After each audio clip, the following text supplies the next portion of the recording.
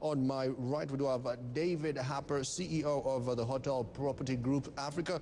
Right next to him, that's over to my right, we do have Daniel Silke, Director for Political Futures Consulting. And to my extreme right, last but not least, Amos Wekesa, the CEO and founder for Great Lakes Safaris. Good to have you, gentlemen. Now, Daniel, I just want to start this one off with you, because looking at the macros, Sub-Saharan Africa has been growing, even regardless of the slowdown that we did have with South Africa and Nigeria, all slowing down relatively for 2016.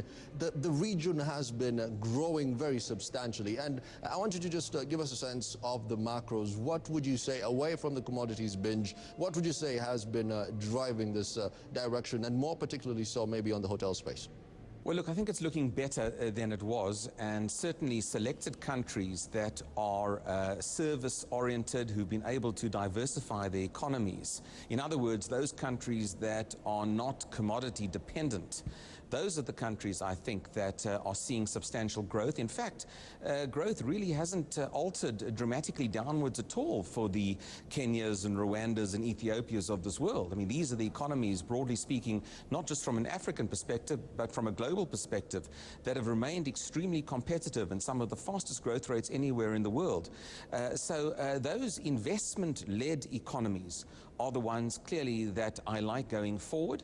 However, of course, the broader African growth rate has been weighed down by the biggest economies on the continent, South Africa, Nigeria in particular, and they've distorted, in a sense, that overall GDP growth rate over the course of the last year, and this very sluggish recovery for both those big economies will still distort the overall African GDP growth going forward for this year.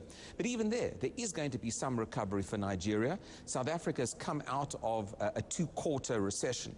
And on the basis of that, I think we are going to see a return to positivity about the continent. And I do also believe that that sort of Africa rising scenario that we've been talking about, which has gone through something of a rocky road in the last 2 years, I think there will be renewed interest in the continent. And we are already seeing that in terms of very solid foreign direct investment coming into the continent.